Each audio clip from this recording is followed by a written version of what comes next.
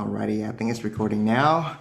Oke, Shalom saudara-saudari yang dikasihi Tuhan. Terima kasih untuk kehadirannya dan partisipasinya malam hari ini. Kita akan memulai malam hari ini dari pasal yang kedua dan ketiga. Jadi minggu lalu kita sudah belajar dari chapter pertama, ya. Itu saya ingatkan sedikit, saya kasih flashback tentang apa yang kita pelajari di chapter pertama. Di chapter pertama, kita belajar bahwa highlight dari kitab Wahyu adalah Tuhan Yesus, ya. Jadi yang paling utama yang menjadi prioritas dari kitab Wahyu itu adalah Tuhan Yesusnya. Jadi bukan tentang antikris, bukan tentang tribulasi, bukan tentang iblis, bukan tentang setan dan lain-lain, ya. It's all about Jesus Christ, ya. He's the Son of God. He is the one who has the authority. He has the power, ya. Dia adalah raja dari segala raja. Dia juga adalah Tuhan di atas segala Tuhan, ya, the Lord of Lords. Jadi kita mau tekankan di sini dari awal bahwa fondasi kita harus benar. Jadi fondasinya adalah Tuhan Yesus Kristus. Amin. Nah, kita ada di akhir zaman. Ini waktunya sudah sangat dekat. Makanya saya selalu urge everyone to always remember that we are living at the end of the world. Ya, ini akhirnya akhir zaman sudah sangat dekat dan keretanya ini sudah mau berangkat. Ya, keretanya cuma ada satu. There's only one lifeboat. So the ship is sinking right now, and there's only one lifeboat, and that is Jesus Christ. Tidak ada yang bisa kepada Bapa tanpa melalui Tuhan Yesus. Dia satu-satunya sekunci keselamatan kita, ya. Jadi makanya kita mau belajar buku Wahyu ini supaya kita bisa mengerti, kita paham akan apa rahasia-rahasia yang ada di dalam kitab Wahyu ini. Nah, banyak orang bilang bahwa kitab Wahyu ini sulit. Saya bilang iya dan enggak. Ya, kalau misalnya kita cuman baca dari konteks yang berbeda, tapi sebenarnya kitab Wahyu ini sangat simpel, ya. Intinya adalah kita harus bersiap-siap, harus berjaga-jaga, harus hidup kudus supaya kita yang adalah mempelai Tuhan siap dijemput pada saat Tuhan Yesus mau mengangkat kita di udara. Nah, seperti itu. Nah, yang penting ya kita berdoa, kita minta fokus sama Tuhan supaya Tuhan kasih kita hikmat juga, ya, pada saat kita membaca, supaya Tuhan kasih kita understanding juga ketika nanti kita bertemu menemukan berbagai macam interpretasi, berbagai macam ilustrasi, berbagai macam spekulasi, ya, karena Tuhan bilang bahwa Tuhan tidak menyingkapkan segalanya sekaligus. Jadi kitab Wahyu ini sedang dalam progres juga sebenarnya, ya. Apa yang kita baca dan kita pelajari di zaman dahulu itu akan terus bertambah pengetahuannya hingga zaman sekarang. Nah, belum tentu apa yang kita pelajari hari ini juga nanti 10 tahun lagi itu sama gitu. Karena Tuhan akan terus tambah-tambahkan sesuatu dan Tuhan akan singkapkan sedikit demi sedikit untuk kita semua. Gitu ya. Saya akan bukakan satu chart yang saya bagikan minggu lalu. I hope you can see this. Sebentar ya. Oke. Yang bisa lihat monitor saya, coba tolong lambaikan tangannya. Haleluya. Oke, bisa semua ya. Ini adalah chart yang menjadi timeline yang ada di kitab Wahyu. Ya, ini belum semuanya. Jadi sebelum present time ini yang ada di paling kiri itu ada kejadian-kejadian sebelumnya, ya, pada saat sesudah Tuhan Yesus disalibkan, sebelum Tuhan Yesus disalibkan, itu masih ada kejadian-kejadian. Tapi kita mau fokus di dalam pembelajaran kitab Wahyu ini kepada timeline yang ada di kitab Wahyu aja, ya. Nah, kalau kita lihat di sini, kita ada di yang paling kiri nih, present time. Disebut juga dengan generation of Gentile. Nah, di sini kita ada di dalam masa karunia, kasih karunia Tuhan, atau grace period, di mana Tuhan memberikan Roh Kudusnya kepada kita sebagai penghibur, penasehat, penolong. Jadi selama grace period ini, ya, Tuhan akan memberikan kita damai sejahtera, memberikan kita pertolongan. Jadi ketika kita membaca firman, Tuhan akan bukakan sesuatu, memberikan kita pewahyuan, mengurapi kita, memberikan pada kita hikmat kebijaksanaan. Nah, ini kita ada di dalam masa kasih karunia ini. Nah, setelah di penghujung dari masa Gentile, ini ada namanya rapture. Ya, ini adalah pengangkatan. Nah, ini harus kita bedakan antara pengangkatan dengan kedatangan Tuhan Yesus kedua kalinya. Kebanyakan dari orang Kristen kalau ditanya bedanya apa pada nggak tahu. Dan memang ini agak-agak mirip gitu. Nah, bedanya adalah rapture, Tuhan Yesus nggak datang menampakkan kakinya di bumi, jadi dia menjemput kita di awan-awan. Ya, dan cuman itu sifatnya rahasia. Hanya orang-orang yang diangkat aja yang tahu. Mungkin orang-orang yang lain nggak lihat gitu, tapi mereka ada di timeline yang sama dan mereka mengalami hal yang sama. Jadi mereka lihat, loh, kenapa orang ini tiba-tiba nggak ada gitu, cuman tinggal pakaiannya aja. Nah, kemana orang ini? Jadi ini akan menjadi gempar sekali di zaman rapture ini ya. Sedangkan second coming itu Tuhan Yesus benar-benar datang, benar-benar menampakkan dirinya di atas bumi. Oke? Nah, setelah rapture, Roh Kudus itu akan diangkat juga. Jadi di bumi sudah tidak ada lagi Roh Kudus, ya. Kita benar-benar sendirian, benar-benar sendiri. Nggak ada Roh Penolong lagi, nggak ada Roh of Excellence lagi gitu. Jadi ini benar-benar zaman yang mengerikan karena kita akan merasa kesepian dan ketakutan. Nah, di sini akan ada yang namanya antikris, ya, dan antikris ini yang akan menganiaya orang-orang Kristen, orang-orang yang percaya sama Tuhan. Ya, tadi sempat saya sharing di awal sebelum kita masuk ibadah bahwa it's either you die, or you renounce your faith. Ya, antara kita dibunuh atau kita renounce atau kita ikut mereka, kita menolak atau membatalkan iman kita itu. Jadi kemanapun kita berada juga itu kita akan diburu, akan dikejar-kejar, dan saat itu benar-benar sangat-sangat mengerikan.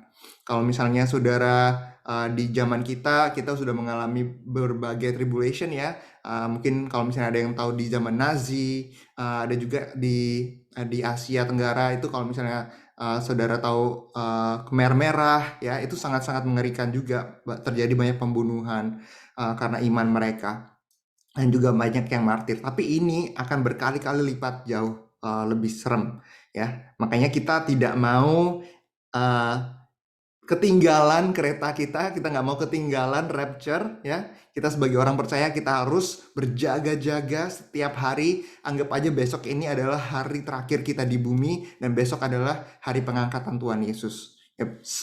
Se-urgent itu kita harus berjaga-jaga. Nah, ini cepat aja. Lalu setelah tribulasi ini yang terjadi selama 7 tahun ya, itu akan terjadi second coming. Nah, ini yang saya sebutkan tadi bahwa Tuhan Yesus itu akan datang menampakkan dirinya di bumi. Nah, waktu dia datang, itu akan terjadi perang besar.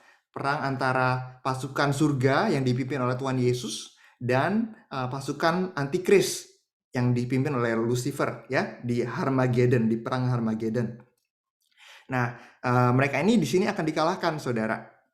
Dan kita akan memerintah bersama Tuhan di masa milenium, yaitu selama 1000 tahun lamanya. Nah, ini Tuhan akan menjadikan bumi yang baru dan akan mendirikan Yerusalem yang baru. Dia akan memerintah di Yerusalem. Dan kita akan memerintah bersama-sama dengan Tuhan Yesus, bersama dengan para martir yang dulu mati membela imannya demi Tuhan Yesus. Nah, namun selama 1000 tahun ini masih banyak orang-orang yang tidak percaya. Ya, bahkan ketika Tuhan Yesus sudah ada pun masih banyak orang-orang yang bebal, banyak orang-orang yang tidak mau mengakui Tuhan Yesus sebagai Mesias. Nah, nanti ini orang-orang ini akan dibangkitkan kembali ya. Jadi iblis akan muncul kembali pada saat itu. Lucifer dan Antikris akan muncul kembali dan terjadi perang yang kedua, yaitu perang Gog dan Magog. Nah, di sini nih yang orange ya. Kita lihat di sini sekali lagi mereka akan dilemparkan ke jurang maut, jurang api maut ya, bersama orang-orang yang tidak percaya, bersama orang-orang yang berusaha menggagalkan pemerintahan Tuhan. Nah, Setelah Gog dan Magog ini, nanti ada yang namanya pengadilan tahta putih. Di sini akan dipisahkan yang kambing dengan domba, ya. Kambing-kambing dan domba-domba akan dipisahkan Tuhan. Jadi yang menjadi pembedanya adalah kambing-kambing ini adalah anak-anak Tuhan yang percaya kepada Tuhan, yang membaca firman Tuhan, yang melakukan firman Tuhan. Sedangkan kambing itu berbicara tentang orang-orang yang tidak percaya, ya, the non-believers. Nah, nanti yang domba itu akan menuju ke surga, yaitu di eternity, ini kekekalan di zaman terakhir. Dan orang-orang yang tidak percaya akan dilemparkan ke neraka, ya. Jadi ini secara garis besar aja, ya. We are going to get there as we read the Bible, as we read the Revelation. Nah, nanti akan ada banyak hal yang mungkin kita membingungkan, ya, banyak ilustrasi-ilustrasi dan kata-kata kiasan yang kita tidak mengerti, yang tidak sesuai dengan nalar kita gitu. Nah, nanti ini yang akan kita bahas sama-sama. Jadi kita sama-sama mengerti semua tempat ini. Nah, seperti itu. Saya akan bukakan satu ayat ya dari Daniel 12 ayat yang keempat. Kalau saudara mau buka, silakan. Daniel 12 ayat yang keempat. Saya bacakan ya. Tetapi engkau Daniel, sembunyikanlah segala firman itu dan meteraikanlah kitab itu sampai pada akhir zaman. Banyak orang akan menyelidikinya dan pengetahuan akan bertambah. Nah, ini tadi saya sempat sharing bahwa pengetahuan itu akan bertambah, ya. Zaman demi zaman kita baru melewati, kita bahkan sedang mengalami pandemi gitu ya. Kita di tengah-tengah pandemi. Pandemi ini masih belum berakhir. It's far than over right now. It's still going on. Bahkan terjadi varian-varian baru. Nah, ini sudah dikatakan di dalam Alkitab sebelumnya. Jauh sebelum pandemi terjadi. Ini yang nanti akan juga kita sharingkan sama-sama. Akan ada penambahan. Tuhan akan reveal one by one, ya, bit by bit. Bahwa akan ada hal-hal yang baru yang kita akan pelajari. Karena pengetahuan akan terus bertambah, teknologi akan terus semakin maju, ya. Ini kalau misalnya saudara lihat Elon Musk, dia ada satu company, anak perusahaannya namanya Neuralink, di mana dia bisa menanamkan kayak chip ya di dalam otak kita. Nah, mungkin ini yang akan juga menjadi pengganti dari chip yang selama ini kita percayai gitu ya. Selama ini kita ngomongnya, wah ada chip 666 nih gitu. Nah, bisa jadi bukan itu, chipnya itu mungkin ada ditanam di kepala kita gitu nantinya. Nah, saya udah lihat teknologinya seperti apa karena saya kerja sama Elon Musk. Jadi saya kadang-kadang dapat newsnya gitu ya, perkembangannya seperti apa, dan itu sangat-sangat mengerikan, saudara. Itu ya, one day itu kita bertransaksi ya tanpa kita ada physical money. Jadi kita bisa bertransaksi hanya dari otak kita. Kita bisa beli barang, kita bisa order barang, atau kita bisa menonton. Itu semua melalui chip yang ditanamkan di kepala kita itu. Nanti mungkin saya bisa share di grup ya linknya kalau saudara kepingin tahu. Nah, itu sangat-sangat mengerikan. Dan kita ada di akhir zaman, dan ini benar-benar teknologi ini sudah di-develop dan memang udah ada gitu. Bahkan sudah diaplikasikan sebelumnya kepada manusia. Ya, jadi sekali lagi akan ada pengetahuan, akan bertambah, Tuhan bilang, dan akan ada hal-hal baru yang Tuhan singkapkan. Ya, kitab Wahyu ini adalah kitab yang spesial, makanya untuk belajar kitab Wahyu kita harus selalu konfirmasi ya. Even apa yang saya sharingkan malam hari ini, tolong dicek lagi kebenarannya ya. Selalu tanya sama Tuhan, minta hikmat, minta fokus supaya Tuhan bukakan revelation ini dengan penuh kebenaran gitu. Banyak doktrin-doktrin yang berbeda ya, itu nggak apa-apa karena memang Tuhan kasih kita role yang berbeda-beda ya. Seperti yang tadi saya sempat sharingkan bahwa gereja saya dan saya sendiri, saya percaya akan pre-tribulation. bahwa kita semua jemaat Tuhan akan diangkat sebelum masa tribulasi atau masa penganiayaan tersebut, masa kesukaran. Nah, tapi ada juga gereja-gereja yang percaya bahwa mereka akan mengalami separuh dari masa tribulasi. Nah, ini disebut dengan mid tribulation atau mid trib. Orang-orang ngomongnya kata populernya mid trib. Ya, jadi mereka mengalami 3,5 tahun masa kesukaran. Nah, ada juga yang percaya bahwa kita semua akan melalui masa kesukaran ini secara penuh, yaitu 7 tahun lamanya. Ya, ya jadi nggak apa-apa kalau misalnya yang terjadi pun yang post tribulation atau yang post trib itu juga nggak apa-apa. Yang penting adalah di sini di kita di present time ini kita hidup berjaga-jaga, kita mulai menabung ya kebenaran supaya pada saat tribulation terjadi, saya percaya bahwa Tuhan akan tambahkan eh, iman kita pada saat itu. Tuhan akan berikan kekuatan yang cukup ya ketika kita eh, mulai saat ini di present time ini di Gentile generation ini kita sudah membangun iman kita sehingga kita tetap teguh pada saat itu ya. Oke. Baik, kita akan mulai masuk ke pasal yang kedua dan ketiga. So ladies and gentlemen, welcome aboard on flight 777 with service from California. We're going to Turkey. Please fasten your seatbelt, fasten your faith seatbelt at this time, and secure all of your problem underneath your seat or in the overhead compartment. Please open your Bible, including your laptop and cell phones. Yeah, sleeping is prohibited during the duration of the flight. And thank you for choosing Revelation Airlines tonight. Enjoy your flight. Amin. Oke, kita mau terbang nih malam hari ini. Kita jalan-jalan yuk sama-sama ke kota Efesus. Kita buka di Wahyu 2 ayat yang pertama. Kita mau ke Efesus.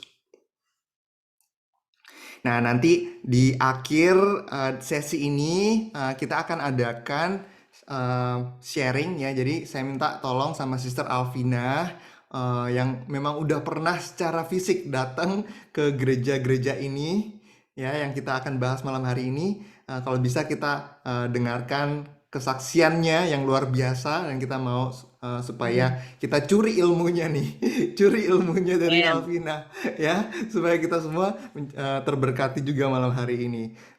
Oke, nanti ya Kak ya setelah ini ya, setelah kita habisin ya, Boleh. please add on anything that you want to add.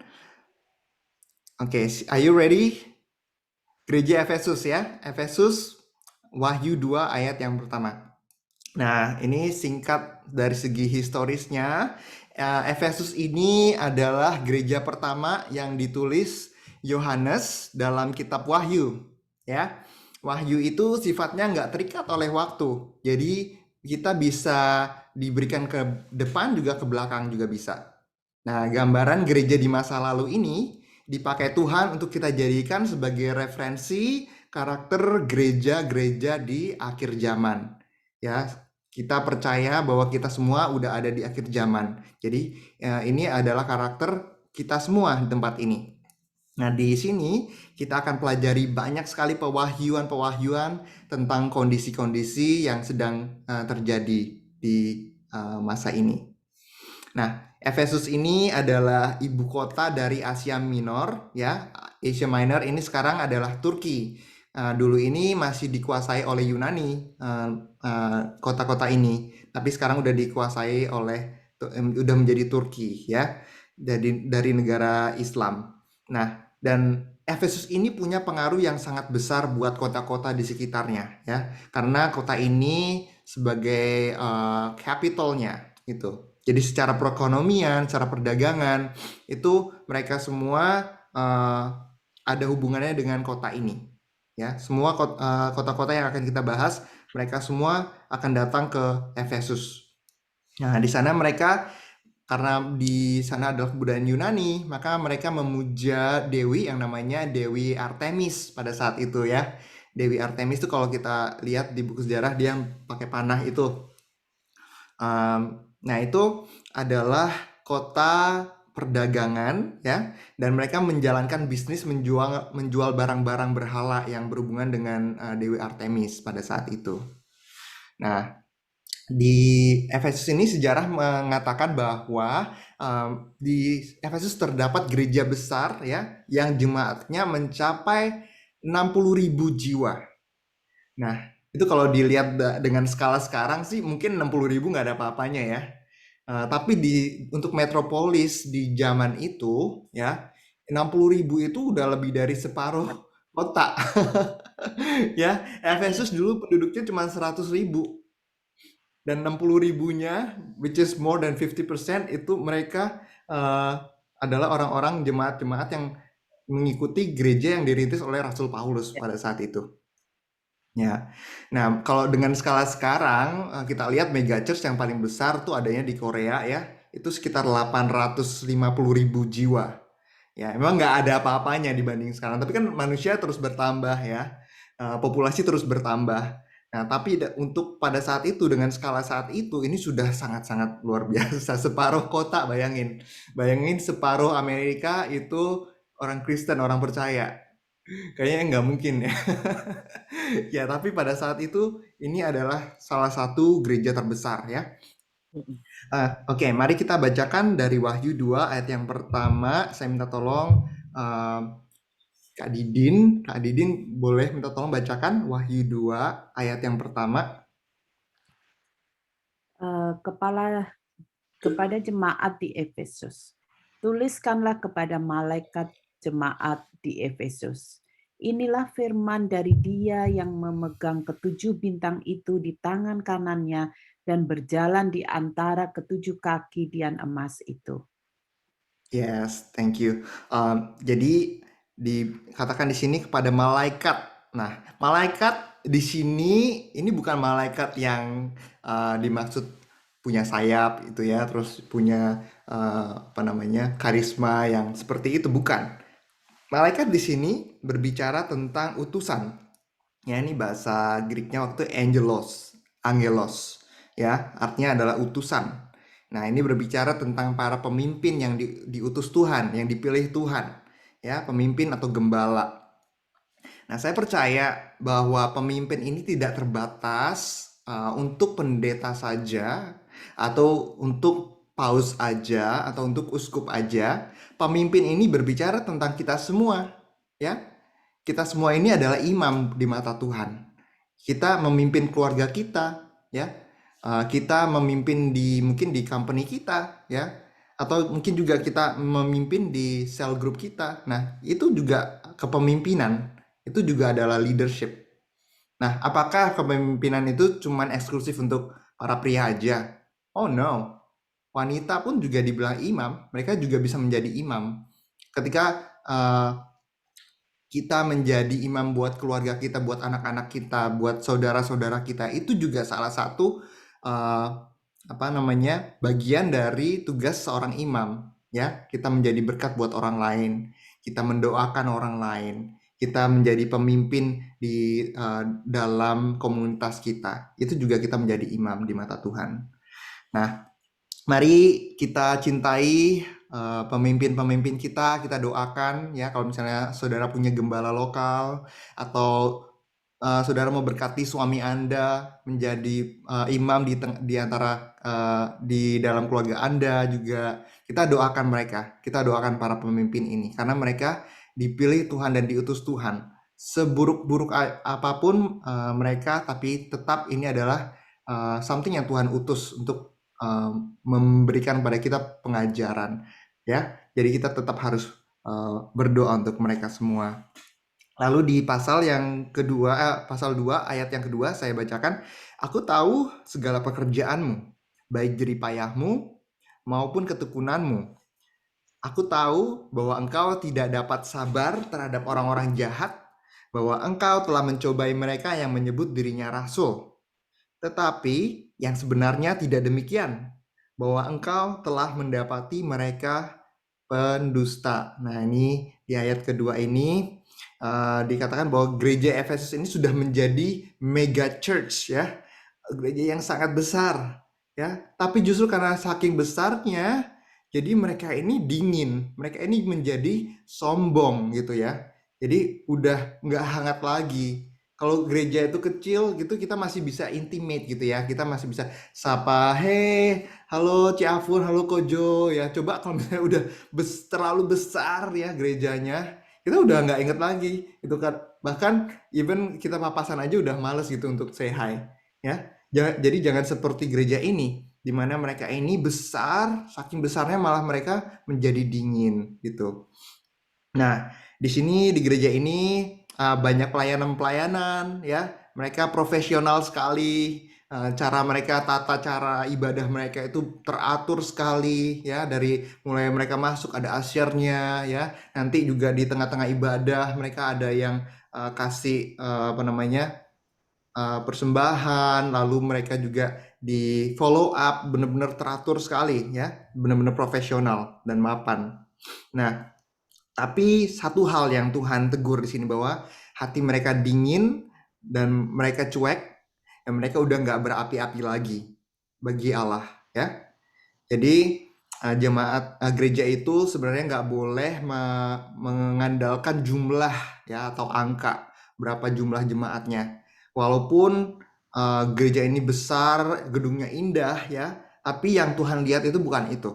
Yang Tuhan lihat adalah spirit dari gereja tersebut dan buah dari gereja tersebut. Apakah bisa menjadi berkat buat jiwa-jiwa.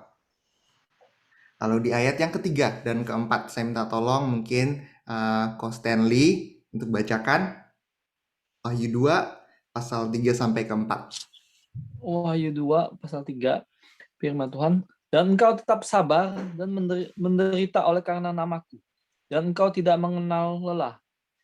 Namun demikian aku mencela engkau, karena engkau telah meninggalkan kasihmu yang semula. Ya, itu pasal 3 dan pasal 4 ya. Ini Tuhan concern bahwa mereka yang tadinya memulai dengan roh ya, mulai didirikan oleh Rasul Paulus ya tadinya, yang begitu menggebu-gebu, begitu berapi-apinya, tetapi mengakhirinya malah dengan daging. Oh, ini sangat disayangkan sekali gitu. Karena semangat mereka di awal-awal udah nggak sama lagi dengan semangat yang dengan semangat yang sekarang di zaman itu gitu ya. Jadi jangan sampai iman kita itu luntur seperti mereka. Coba sama-sama katakan, jangan luntur imanmu. Jangan luntur imanmu. Jangan luntur. Amin imanmu. ya, jangan luntur. Jangan sampai kita luntur. Jangan Tetap luntur berapi-api. imanku. Amin, amin. Ya makanya kita harus terus-menerus mengingatkan kembali, membakar kembali api yang sudah mulai redup-redup ini ya. Karena sangat-sangat mudah untuk kita itu kehilangan kasih mula-mula kita. Karena kita sudah sibuk sendiri dengan urusan kita, urusan-urusan duniawi. Kita udah pusing sendiri dengan pekerjaan kita ya. Jadi mari kita bertobat dan lakukan lagi apa yang semula kita lakukan seperti dulu. Tuhan ingatkan balik kepada kita bagaimana kita berapi-apinya, kita berdoa sama Tuhan. Tuhan, setiap malam membangun hubungan ya, kita dengarkan lagu-lagu, dengarkan firman Tuhan, begitu passionate-nya. Sekarang doanya pun cuman sambil tiduran gitu. Itu pun juga kalau ingat ya, kalau nggak capek, kalau masih ada waktu. Tuhan dikasih waktu sisa-sisa di ujung-ujung sebelum kita tidur gitu.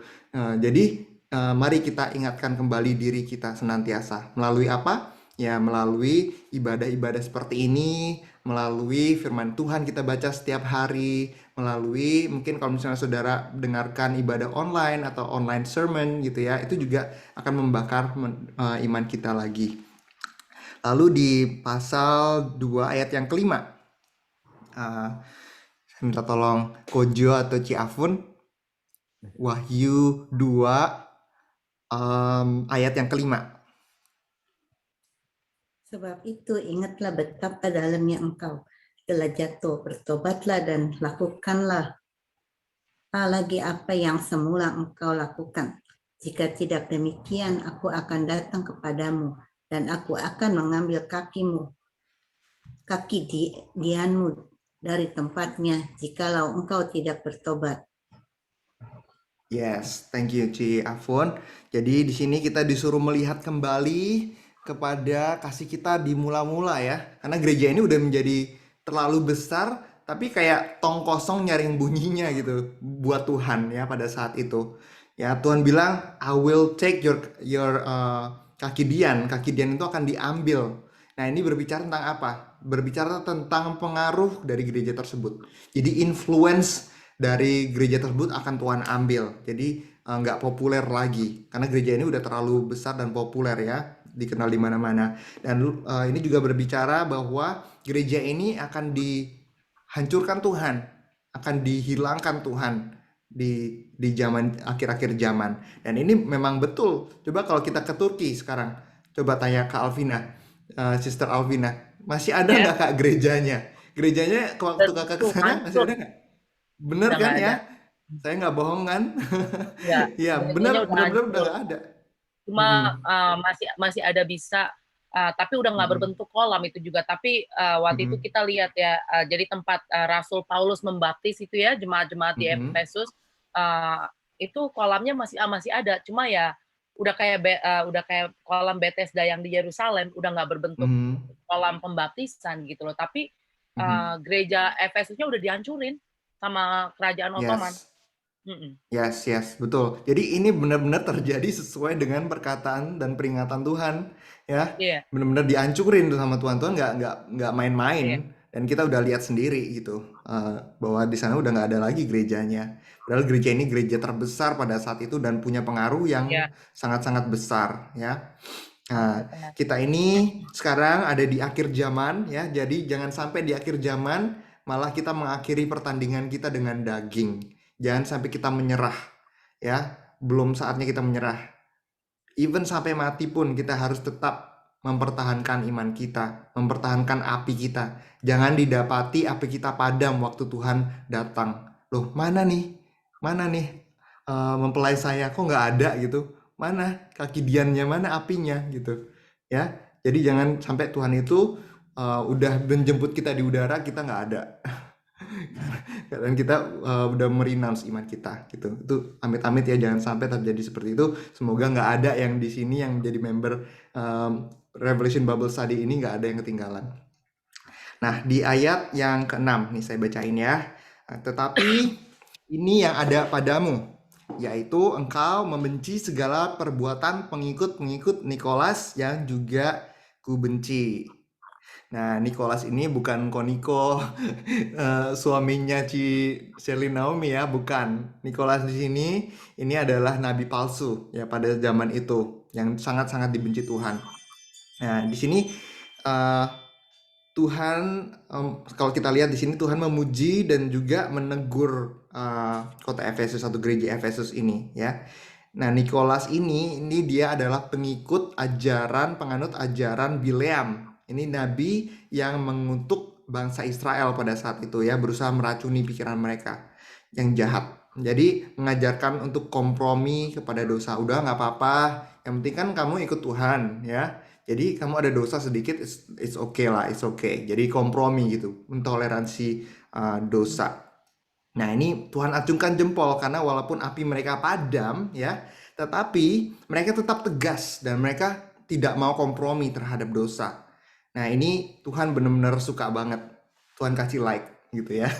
Kalau ini YouTube ada like-nya, ada like button. Nah, Tuhan udah kasih banyak tuh like-nya kepada mereka. Dipuji karena mereka tetap tegas. Nah, di sini kalau kita mau aplikasikan ya, mungkin di gereja, ini namanya gereja ya, itu seperti hospital. Jadi banyak orang-orang yang sakit, banyak orang-orang yang belum mengenal Tuhan juga. Dan memang kita expect itu gitu. Gereja itu bukan isinya malaikat ya. Kalau isinya malaikat itu udah surga dan kita masih belum di surga. Ya, kita masih ada di dunia, kita masih hidup di dalam daging, bahkan even para pemimpin pun hidup di dalam daging ya, dan daging ini punya kecenderungan untuk berdosa. Ini adalah dosa turunan yang kita dapatkan dari Adam dan Hawa gitu. Jadi makanya sangat penting untuk kita tidak saling menghakimi ya. Jangan dikarenakan wah nih orang ini nih sesat nih, orang ini nggak boleh masuk, kita nggak terima deh, dia nggak boleh masuk ke dalam gereja kita soalnya begini soalnya begitu. No, no, no, no, jangan sampai seperti itu. Justru kita sebagai gereja ini tanggung jawabnya adalah untuk bisa menjadi berkat buat mereka. Nah, karena pada saat Tuhan Yesus naik ke surga Tuhan nggak bilang jadikanlah bangsa-bangsa yang benar menjadi muridku, ya kan? Tuhan Yesus nggak pernah bilang yang lagi bete itu LGBT itu nggak usah, ya, nggak boleh, kamu nggak usah layani mereka. Nggak, Tuhan nggak pernah ngomong gitu. Jadikan bangsa-bangsa ini berbicara tentang semua orang, ya, semua manusia, saudara-saudari kita, bahkan yang hidupnya dalam dosa pun kita harus layani. Nah, hanya saja kita tidak boleh mentoleransi dosa mereka. Jadi yang kita benci bukan Nikolasnya, tetapi dosanya, yaitu pakaian mereka. Kita tidak boleh membenci orangnya, ya. Karena kita semua manusia, kita semua berdosa, kita semua nggak ada yang suci hidupnya. Dan ini yang kita perlu tekankan gitu sebagai orang Kristen. Jangan kita hakimi mereka, jangan kita attack mereka sebagai individu, tetapi kita mau menjadi berkat buat mereka. Kita beritakan kebenaran Injil kepada mereka, ya. Jadi kalau misalnya ada LGBT ya kita nggak usah ikut-ikutan lah pasang-pasang bendera warna-warni gitu ya. Kita nggak usah ikut-ikutan kalau mereka ada acara di jalan mau seperti apa juga kita nggak usah ikut-ikutan. Nah, tapi kita juga jangan membenci mereka, ya. Jangan cuman karena kita pikir wah nanti kalau misalnya kita nggak masukin mereka nanti kita nggak populer nih gerejanya. Jangan seperti itu, ya. Jadi kita tetap harus mengetahui mana yang benar, mana yang salah. Ya, kita tidak mendukung lifestyle mereka, tetapi kita mau menjadi berkat buat mereka.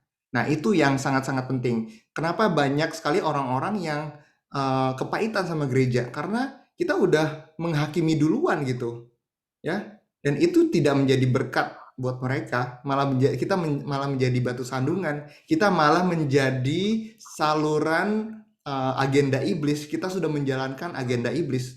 Jadi nggak ada lagi yang mau ke gereja zaman sekarang, ya.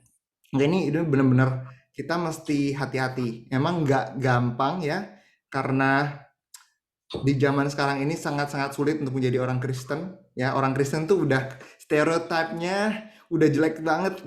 Apalagi kalau kita lihat di film-film Hollywood tuh kayaknya orang Kristen tuh udah fanatik banget, yang rada-rada gila gitu ya.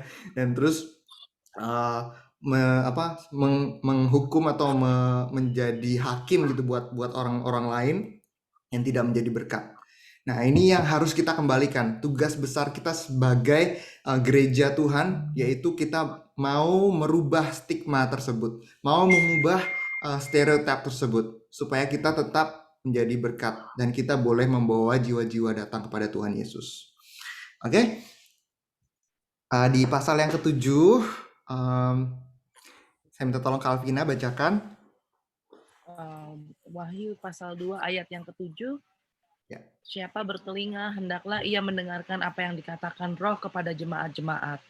Barang siapa menang, dan dia akan kuberi makan dari pohon kehidupan yang ada di Taman Firdaus Allah. Amin. Amin, amin. Nah, ini yang tulis ini kan Rasul Yohanes ya, dia yang mendapatkan visi ini. Ya, dia ini adalah satu-satunya murid Tuhan yang matinya itu tidak terbunuh. Ya, itu rasul-rasul yang lain, murid-murid Tuhan yang lain tuh mati terbunuh, matinya pokoknya nggak wajar semua. Ada yang mati gantung diri juga, gitu kan. Nah, ini dikatakan bahwa dia ini matinya damai di masa tuanya. Ya, setelah dari dia diasingkan di Pulau Patmos itu ya. Nah, even sebelum dia diasingkan di Pulau Patmos itu, dia terkenal disebut dengan Rasul Kasih. Ya, padahal dia dulu itu orangnya berapi-api gitu. Orangnya tuh nyablak istilahnya, apa adanya gitu, ngomong apa adanya dan berapi-api. Tapi di masa-masa tuanya dia tuh lebih calm dan dia lebih laid back. Di masa tuanya dia bahkan disebut dengan Rasul Kasih karena dia terlalu baik gitu. Bahkan pada saat Kaisar memerintahkan bawahannya untuk memenggal kepala dia, nggak ada yang tega. Mendingan saya nggak ngikutin, mendingan saya dihukum aja deh sama Kaisar pada saat itu daripada saya bunuh dia. Nah, sampai pada akhirnya karena nggak ada yang berani penggal kepalanya Yohanes, akhirnya dia dicemplungin ke air mendidih. Ingat ya ceritanya Rasul Yohanes. Tapi buktinya apa? Tuhan tetap melindungi dia. Even dicemplungin di air mendidih, dia nggak kenapa-napa. Karena ada perlindungan Tuhan buat Rasul Paulus. Nah, ini Tuhan bilang bahwa dia akan kuberi makan dari pohon kehidupan yang ada di Taman Firdaus Allah. Ya, ini rasul kesayangan Tuhan dan dia diberikan privilege khusus gitu untuk bisa mendapatkan pewahyuan Tuhan. Nah, setelah dia selesai exile-nya, masa pengasingannya di Pulau Patmos, dia balik lagi tuh ke Efesus ya. Nah, Tuhan kirim dia ke Efesus untuk mengajar lagi. Nah, di sini kita bisa lihat betapa sangat luar biasanya kasih Tuhan. Even yang tadi udah ditegur ya, dikatain sama Tuhan, kamu sudah dingin, kamu imannya udah mati, udah nggak berapi-api lagi. Tapi Tuhan saking mengasihinya dikirimin rasul yang terbaik buat kota Efesus, buat gereja Efesus. Wow, luar biasa ya. Padahal udah seperti itu mereka, tapi Tuhan tetap kirimin yang terbaik buat mereka. Tapi ujung-ujungnya toh tetap akhirnya mereka gerejanya ini udah nggak ada, udah hancur. Ya, ini membuktikan bahwa sebaik apapun pemimpin kita, seluar biasa apapun yang memimpin kita, itu kalau misalnya kita kehilangan api ya, itu tidak akan menjamin kita itu gereja kita itu akan terus menyala-nyala gitu. Jadi itu tergantung juga dari kita semua, dari jemaat-jemaatnya gitu. Ya, jadi tentukan pilihan kita. Pilihan kita itu akan menentukan apakah kita akan diselamatkan atau tidaknya. Ya, jadi ini pelajaran dari kota Efesus. Ya, kita udah dewasa dalam Tuhan, marilah kita memilih untuk hidup benar di hadapan Tuhan. Oke. Oke, dari kota Efesus kita mau lanjut. Kita jalan sedikit ya sama-sama ke kota Smyrna. Mirna. Iya, kota Smyrna. Ini one of my favorite church, Smyrna ini. Siapa yang mau bacain di Wahyu 2 ayat yang ke-8?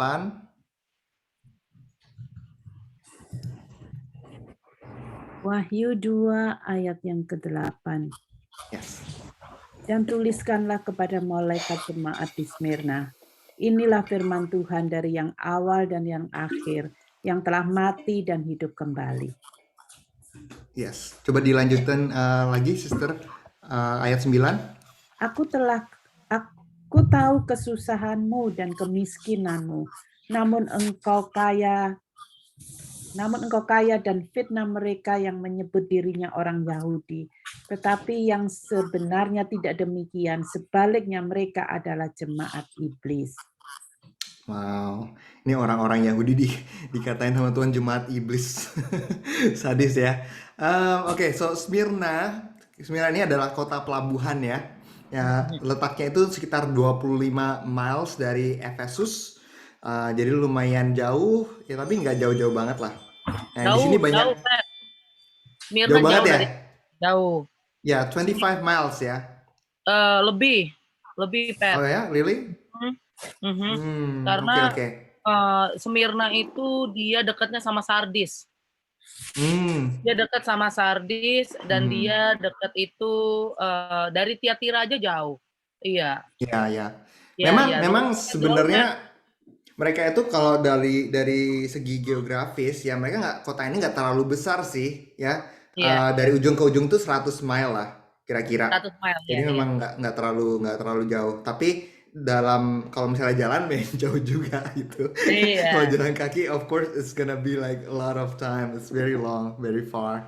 Ya, nah, di sini ini di kota Smyrna ini banyak populasi orang Yahudi yang mereka ini benci sama orang Kristen.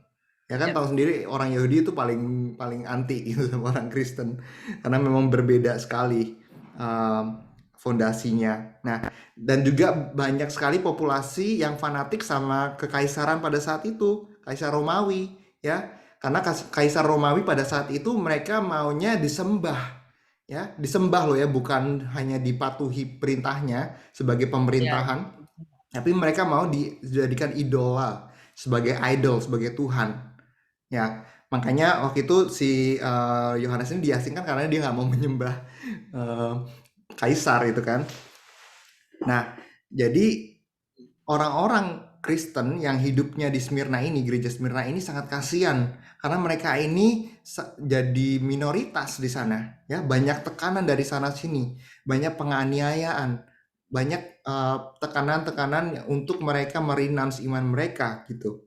Jadi nggak mudah untuk menjadi gereja di Smyrna ini karena hawanya itu udah antikris banget ya pada saat itu. Dan kalau misalnya pun kita mau adakan ibadah itu it's a recipe of disaster, ya, kita pasti dianiaya punya gitu bawaannya. Nah, kenapa orang-orang Yahudi di sinagog ini malah disebut sebagai jemaah iblis gitu sama Tuhan? Padahal Alkitab kita dari Kejadian sampai kitab Wahyu ini berasal asalnya juga dari Taurat Yahudi gitu kan. Nah, even bahkan Tuhan Yesus sendiri deh itu adalah keturunan Yahudi gitu.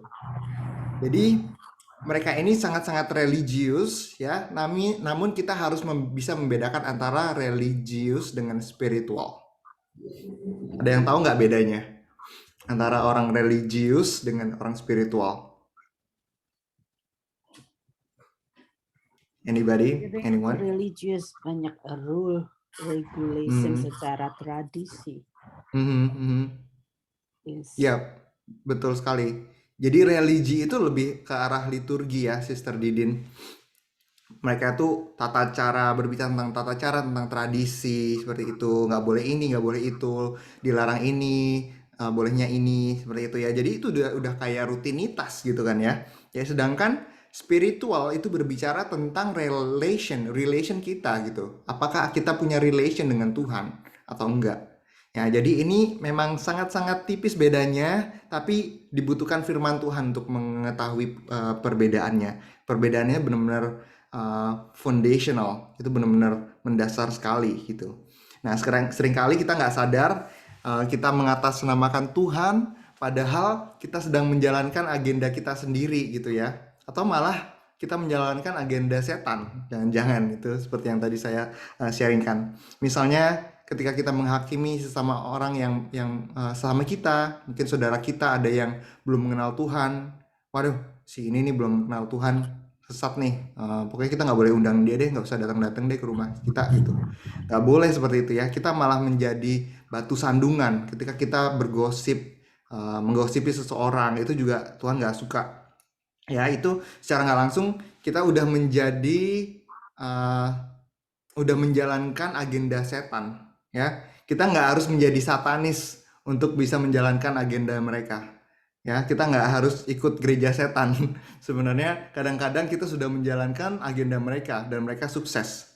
Makanya kita harus benar-benar peka gitu. Aduh, ini saya nggak boleh kayak gini, saya nggak jadi berkat. Saya mestinya doain dia gitu ya. Saya mestinya jadi berkat buat dia, jangan jadi batu sandungan ya. Jadi orang-orang percaya pun ya, orang-orang yang di gereja pun itu bisa dipakai untuk menjalankan perbuatan-perbuatan iblis. Jadi kita sekali lagi mesti berhati-hati. Oke, lalu di ayat yang ke-10 ini saya bacain ya.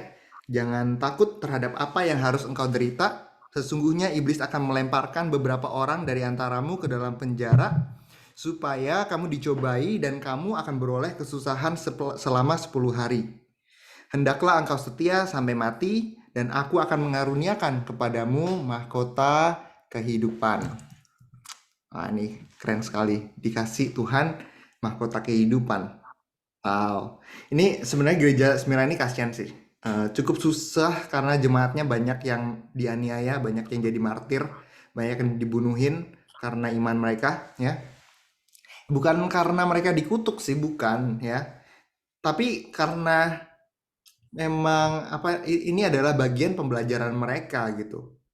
Nah, seringkali kita menghakimi orang, wah orang ini udah melayani Tuhan sekian lama nih, tapi sampai sekarang hidupnya gitu-gitu aja ya, nggak diberkati gitu, nggak kaya gitu. Oh, hati-hati kalau ngomong kayak gitu ya, Tuhan paling nggak suka ya. Kita mesti hati-hati. Bukan karena mereka dikutuk atau Tuhan nggak sayang ya, bukan berarti kalau kita kaya berarti kita diberkati, nggak selalu seperti itu. Ada juga orang yang diberkati tapi belum sukses, ada ya, karena mereka masih di dalam proses. Jadi yang mesti kita lihat itu adalah buah mereka ya, apa yang mereka hasilkan. Ada juga orang-orang kaya yang hidupnya berdosa ya, selingkuh sana sini ya, banyak selir-selirnya di sana sini juga ada seperti itu, yang mungkin bisnisnya itu bisnis yang nggak legal seperti itu. So we'll never know. So we do not judge anyone. We cannot judge anyone in this matter. Ya, yang penting jemaat Smyrna ini setia. Tuhan bilang Tuhan tidak akan melupakan mereka walaupun mereka akan menderita. Yes, ikut Tuhan itu bukan berarti kita bebas dari penderitaan, dari penganiayaan. Ya, justru kalau mau ikut Tuhan, kita mesti siap-siap untuk kita mendapatkan challenge-challenge sepanjang hidup kita. Ya, tapi Tuhan bilang ini gini, kota Smyrna itu kayak kota Athena ya, di Yunani, yang ada olimpiadenya. Yang mereka selalu menyelenggarakan olimpik itu ya. Makanya Tuhan bilang di sini mahkota kehidupan, karena kota Smyrna ini adalah kota yang terkenal dengan pertandingan gitu. Kalau misalnya ada pertandingan pasti adanya di kota ini. Maka Tuhan juga bicaranya dengan bahasa mereka ya. Champion will receive a crown. Kalau kita lihat orang-orang yang menang olimpiade tuh dikasih mahkota yang kayak daun-daun gitu ya. Kalau misalnya kita lihat dulu kebudayaan Greek ya, Hercules segala macam, itu kita lihat ada semacam mahkota itu. Nah, jadi kalau memang kita mau hidup benar mengikut Tuhan, pasti akan ada aniaya, tapi akan ada satu hal yang indah, bahwa Tuhan akan memberikan pada kita kemenangan. Tuhan akan senantiasa menyertai kita, melindungi kita. Penganiayaan ini ada untuk membangkitkan iman kita, untuk membawa kita ke level yang lebih tinggi lagi. Jadi kita nggak melulu ada di level tersebut. Jadi kita akan naik pangkat, naik terus, semakin kuat. Itu yang Tuhan mau. Ya, bukannya kita menjadi orang Kristen yang baby terus. Ya, mau sampai kapan kita jadi baby? Ya, kita harus bertumbuh, kita harus menjadi dewasa gitu. Itu sehingga kita nanti siap menjadi mempelai Tuhan. Tuhan nggak bakal menjemput kita kalau kita masih baby, ya. Tuhan nggak akan membawa kita ke pernikahan ilahi kalau kita masih baby. Kita harus menjadi dewasa dulu syaratnya. Seperti itu ya. Jadi itu sedikit tentang mahkota kehidupan. Siapa bertelinga, di ayat 11, hendaklah ia mendengarkan apa yang dikatakan Roh kepada jemaat-jemaat. Barang siapa menang, ia tidak akan menderita apa-apa oleh kematian yang kedua. Nah, ini Tuhan bilang bahwa penderitaan yang kita sedang alami sekarang itu tidak sebanding dengan kemenangan dan kemuliaan yang akan kita dapatkan. Amin. Oke, kita udah selesai jalan-jalannya di kota Smyrna. Kita mau naik bis sekarang ke Pergamus ya. Yuk, siap-siap naik semua. Udah ikut semua ya. Oke, nggak ada yang ketinggalan, make sure. Oke, kita ke Pergamus. Pergamus ini adalah pusat peradaban Yunani, ya. Jadi banyak orang-orang civilized, orang-orang yang pinter di sana, kota science. Jadi kalau misalnya kita lihat rumus-rumus matematika, ya kayak Pythagoras, rumus-rumus fisika, itu asalnya dari sini. Ada banyak orang-orang pinter di sini, ya orang-orang yang rajin sekali membaca buku. Mereka ini intelektual, orang-orang intelektual. Bahkan di zaman tersebut itu adalah satu perpustakaan besar ya yang punya koleksi buku sebanyak 200.000 buku banyaknya. Wah, ini banyak banget. Di zaman sekarang aja 200.000 itu udah banyak sekali gitu ya. Even udah mulai langka kita lihat buku-buku, semua udah serba digital sekarang, jadi nggak perlu beli buku lagi. Nah, tapi ya ini intinya bahwa mereka ini orang-orang yang bangsa-bangsa yang intelek. Nah, di Wahyu 2 ayat 12, mari kita bacakan sama-sama di ayat yang ke-12. Yang bisa bacain sama-sama saya ya. 1, 2, 3. Dan tuliskanlah kepada malaikat jemaat di Pergamus, inilah firman Dia yang memakai pedang yang tajam dan bermata dua. Nah, ini saudara pasti tahu dong. Kira-kira pedang yang tajam bermata dua ini bicara tentang apa?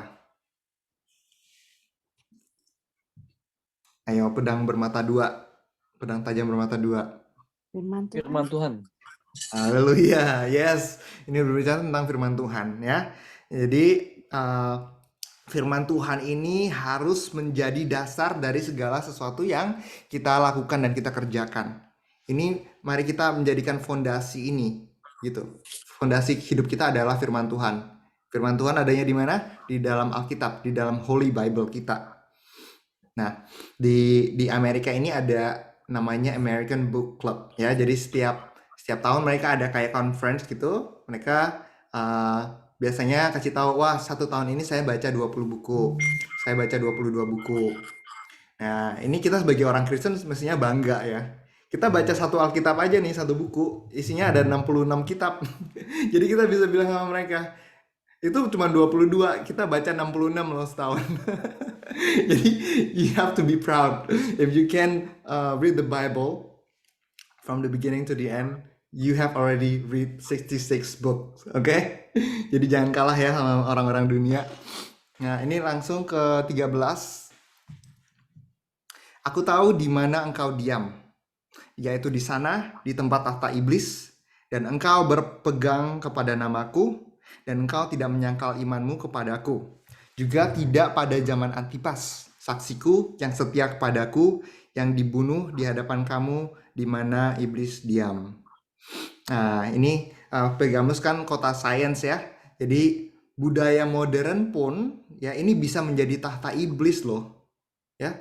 Iblis itu paling suka sama orang-orang pintar. Karena orang-orang pintar, orang-orang yang pandai ini mereka punya pengaruh biasanya. Mereka punya influence. Ya, makanya mereka disebut dengan influencer. Ya, baik itu mereka ada di dalam pemerintahan atau di dalam entertainment ya, orang-orang jenius seperti ini itu sangat disukai oleh iblis. Ya, supaya apa? Supaya bisa menginfluence banyak jiwa untuk disesatkan.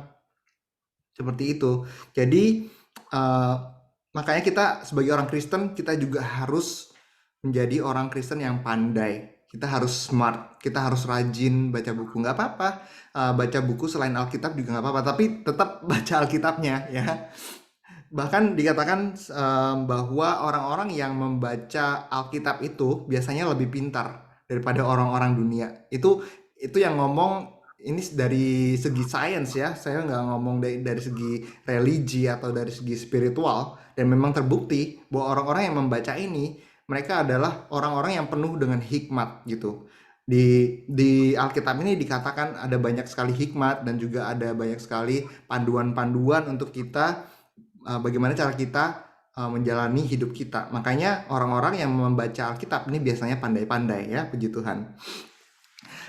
Lalu di ayat yang ke-14 sampai ke-16, minta tolong ke Stanley bacakan ayat 14 sampai 16. Firman Tuhan Wahyu 2:14. Tetapi aku mempunyai beberapa keberatan terhadap engkau. Di antaramu ada beberapa orang yang menganut ajaran Bileam, yang memberi nasihat kepada Balak untuk menyesatkan orang Israel, supaya mereka makan persembahan berhala dan berbuat zina. Lalu 15 sampai 16. Demikian juga ada padamu orang-orang yang berpegang pada ajaran pengikut Nikolaus. Sebab itu bertobatlah, jika tidak demikian, aku akan segera datang kepadamu, dan aku akan memerangi mereka dengan pedang yang di mulutku ini. Demikian firman Tuhan. Amin, amin. Wow ya, ini sekali lagi berbicara tentang pedang dari mulutnya. Ini sekali lagi berbicara tentang otoritas dia, tentang kuasa firman Tuhan. Nah, Bileam ini tadi saya ceritakan bahwa Bileam adalah nabi yang mengajar Balak untuk meracuni bangsa Israel ya. Nah, jadi jangan sampai kita menjadi seperti Efesus ya, yang mana dia maksud saya Pergamus, yang mana dia berkompromi atau menjadi liberal ya, hanya karena dia maunya populer supaya diterima oleh masyarakat. Jangan sampai seperti itu ya. Kita mau tetap berpegang teguh kepada iman kita sama seperti Efesus. Itu yang kita bisa pelajari dari Efesus. Jadi tetap jangan kompromi, jangan toleransi sama dosa. Nah, siapa bertelinga, hendaklah ia mendengarkan apa yang dikatakan Roh kepada jemaat-jemaat. Barang siapa menang, kepadanya akan kuberikan dari mana yang tersembunyi. Mana yang tersembunyi ini berbicara tentang berkat-berkat hidden treasure ya. Dan aku akan mengaruniakan kepadanya batu putih yang di atasnya tertulis nama baru, yang tidak diketahui oleh siapapun selain oleh yang menerimanya. Nah, ini banyak sih spekulasi ya, batu putih yang ada namanya. Kalau di zaman sekarang, saya sih punya nih di kantong saya, di dompet saya ada kartu ya. Kartu ini kartu akses untuk saya bisa masuk ke apartemen saya. Tanpa kartu ini saya nggak bisa masuk. Nah, mungkin nggak sih nanti di surga hanya orang-orang tertentu yang punya batu putih tersebut ya. Batu putih ini mungkin kalau kita lihat tuh sebagai kartu akses card untuk kita bisa masuk ke surga. Seperti itu. Ini kalau saudara mau dengerin spekulasi saya ya, tapi jangan berspekulasi gitu. Ya, tapi intinya ya, saya bayangkan di surga itu nantinya juga akan ada privilege ya. Nggak semua orang bisa masuk surga. Cuman kita yang punya batu putih ini dengan access card, mungkin batu putih ini berupa lempengan, saya nggak tahu seperti apa ya. Dan di situ udah ada barcode atau ada nomor yang memang sesuai dengan akunnya kita gitu. Saya nggak tahu seperti apa bentuk fisiknya, rupa fisiknya. Tapi itu sepertinya berbicara tentang priority ya, tentang privilege kita untuk bisa masuk ke surga. Jadi kita harus bisa menang ya, supaya Tuhan kasih kita batu putih yang di atasnya tertuliskan nama kita, yaitu nama baru yang tidak diketahui oleh siapapun selain oleh yang menerimanya. Alrighty, I think we have finished. Kita mau ke Tiatira sekarang. Oke, yuk kita jalan ke Tiatira. Bless you. Thank you. Nah, Tiatira ini adalah kota industri, ya, kota perdagangan sekuler. Jadi ini kota bisnis yang terkenal dengan konveksi. Jadi tekstil, lalu zat-zat pewarna itu ada terkenal di Tiatira ini. Mari kita bacakan di ayat yang ke-18. Mungkin Ciafun bisa bacakan. Wahyu 2 ayat 18 dan 19. Dan tuliskanlah kepada malaikat jemaat di Tiatira, inilah firman Anak Allah, yang matanya bagaikan nyala api dan kakinya bagaikan tembaga. Aku tahu segala pekerjaanmu, baik kasihmu maupun imanmu, baik pelayananmu maupun ketekunanmu. Aku tahu bahwa pekerjaanmu yang terakhir lebih banyak daripada yang pertama. Yes, ini Tuhan bilang, I know what you did for me. Ya, I'm not blind. I know that you have been busy with your ministry. Aku tahu, aku lihat segala hal yang kamu perbuat untuk aku. Ya, ini mungkin berbicara tentang pelayanan juga. Engkau sibuk dengan pelayananmu. Ya, I know. Bahkan pelayananmu itu sudah semakin banyak, lebih banyak daripada yang pertama. Saudara ingat nggak cerita tentang Maria sama Marta? Bagaimana Marta itu sibuk sendiri ya, sibuk dengan pelayanan dia siapkan ini itu, which is menurut saya nggak salah. Harus ada yang menyediakan makanan juga kan dalam pelayanan. Kalau nggak yang lain pada nggak makan gitu kan. Tapi Tuhan malah jauh lebih suka membela orang-orang yang duduk diam di kakinya, yaitu Maria ya. Tuhan malah lebih suka orang yang mingle sama dia gitu, ngobrol sama dia, tanya kabarnya gimana, ya Tuhan gimana kabarnya, pelayanannya gimana, apa yang saya bisa bantu, lalu sharing ya. Jadi ada relationship gitu. Ya. Nah, di sini dikatakan Tuhan bilang I know what you did ya. Tapi Tuhan juga marah di sini. Tuhan bilang bagaikan nyala api. Nyala api ini berbicara tentang amarah Tuhan. Ya, kakinya bagaikan tembaga, ini berbicara tentang otoritasnya. Nah, jadi ayat 19 ini adalah pujian Tuhan ya kepada Tiatira. Tetapi aku mencela engkau karena engkau membiarkan wanita Isabel yang menyebut dirinya nabi mengajar dan menyesatkan hamba-hambaku supaya berbuat zinah dan makan persembahan-persembahan berhala. Dan aku telah memberikan dia waktu untuk bertobat. Tetapi ia tidak mau bertobat dari zinahnya. Lihatlah, aku akan melemparkan dia ke atas ranjang orang sakit, dan mereka yang berbuat zina dengan dia akan kulemparkan ke dalam kesukaran besar, jika mereka tidak bertobat dari perbuatan-perbuatan perempuan itu. Dan anak-anaknya akan kumatikan, dan semua jemaat akan mengetahui bahwa akulah yang menguji batin dan hati orang, dan bahwa aku akan membalaskan kepada kamu setiap orang menurut perbuatannya. Nah, jadi di Tiatira ini ada satu wanita ya yang namanya Isabel. Dia ini adalah nabi, menyebut dirinya sebagai nabiah.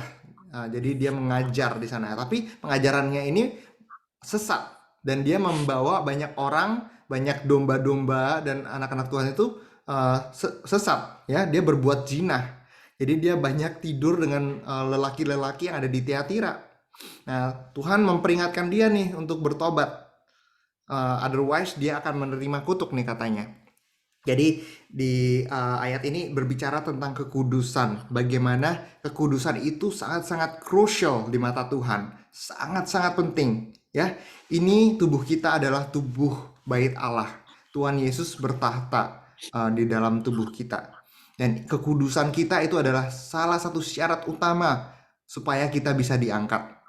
Makanya kita mesti hati-hati, bener-bener jaga kekudusan. Jangan kita mencela tubuh Kristus ini yang adalah bait Allah. Jangan mengotori bait Allah ini yang sudah dipercayakan pada kita. Karena saudara bayangin deh, misalnya saudara mau married gitu ya, udah ada satu pasangan saudara. Nah, di hari Anda mau menikah, tiba-tiba Anda mendapati pasangan saudara ini yang akan saudara nikahi berbuat zina gitu. Bagaimana perasaan saudara gitu kan? Pasti saudara jadinya ilfeel gitu kan? Sama halnya dengan Tuhan. Ketika hari pernikahan itu tiba, jangan sampai didapati kita tidak setia. Jangan sampai didapati kita ini bercela ya, dan kita ini kotor. Makanya kita harus bersiap-siap setiap hari. Layaknya besok itu Tuhan sudah menjemput kita sebagai mempelai. Besok adalah hari pernikahan kita. Jadi seperti itu. Itu adalah sikap hati yang Tuhan inginkan. Jadi kita jaga kekudusan. Jalankan obey atau obedience terhadap firman Tuhan. Patuh terhadap firman Tuhan. Jaga kekudusan bait Allah gitu ya. Di ayat 24 sampai 28 minta tolong Sister Alvina dari 24 sampai 28.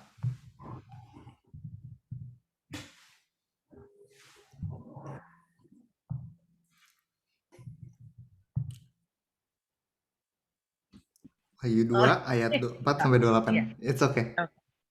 Ayat ke-24, tetapi kepada kamu, yaitu orang-orang lain di Tiatira yang tidak mengikuti ajaran itu dan yang tidak menyelidiki apa yang mereka sebut seluk-beluk iblis, kepada kamu aku berkata, aku tidak mau menanggungkan beban lain kepadamu.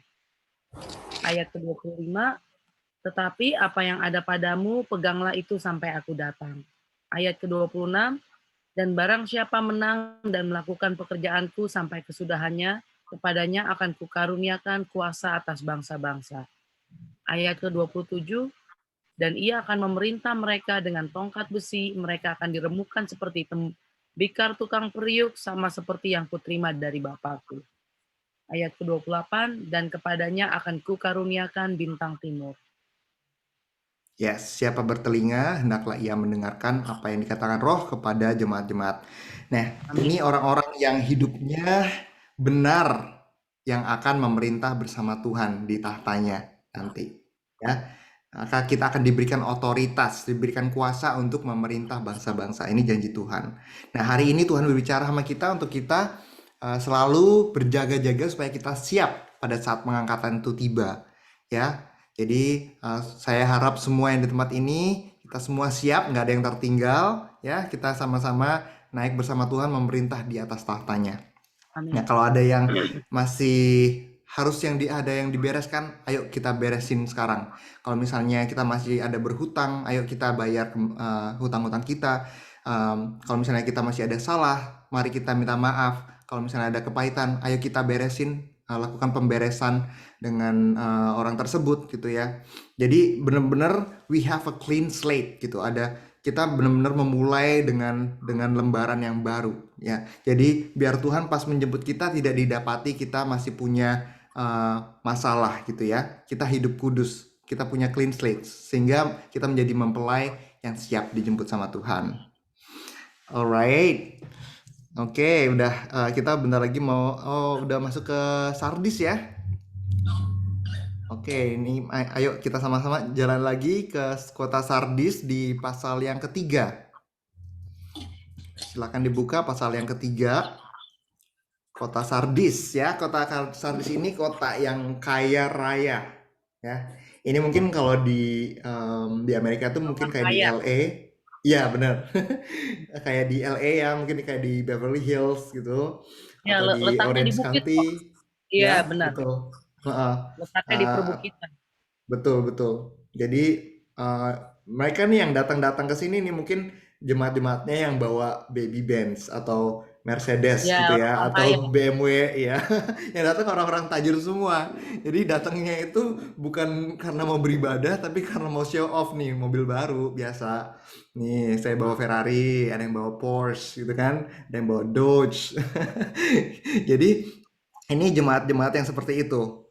Nah, saudara, berkat itu bisa jadi kutuk kalau misalnya kita nggak jaga hati kita ya. Kalau misalnya kita diberkati terus kita lupa, itu bisa malah menjadi mencuri keselamatan kita yang sudah kita terima. Nah, di ayat yang pertama disebutkan, dan tuliskanlah kepada malaikat jemaat di Sardis, inilah firman Dia yang memiliki ketujuh roh Allah dan ketujuh bintang itu. Aku tahu segala pekerjaanmu.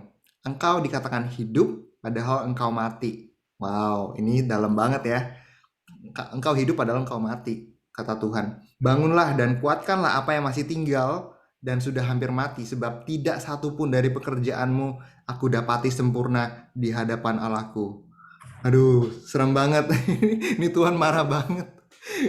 Gak ada satu hal benar pun, gak ada satu hal pun yang bisa dipuji Tuhan. Salah semua. Ya, ini benar-benar mati, udah mengalami kematian rohani istilahnya. Nggak ada satupun pekerjaanmu yang akan aku dapati sempurna, kata Tuhan.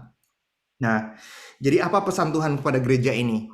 Nih, pertama malaikat ini ya, malaikat berbicara tentang gembala, sidang atau pemimpin gerejanya. Sekali lagi, ini tidak melulu pendeta, tapi berbicara tentang imam. Kita semua adalah imam ya. Di gereja kita, ya kita nggak boleh pro sama orang kaya atau orang miskin ya, kita punya role yang berbeda-beda. Kalau memang ada gereja yang melayani orang-orang tertentu gitu ya, dari kalangan tertentu, ya biarin aja, memang itu dipakai Tuhan untuk memberkati mereka ya. Mereka juga butuh gereja seperti ini untuk memberkati mereka, membawa mereka kepada Tuhan.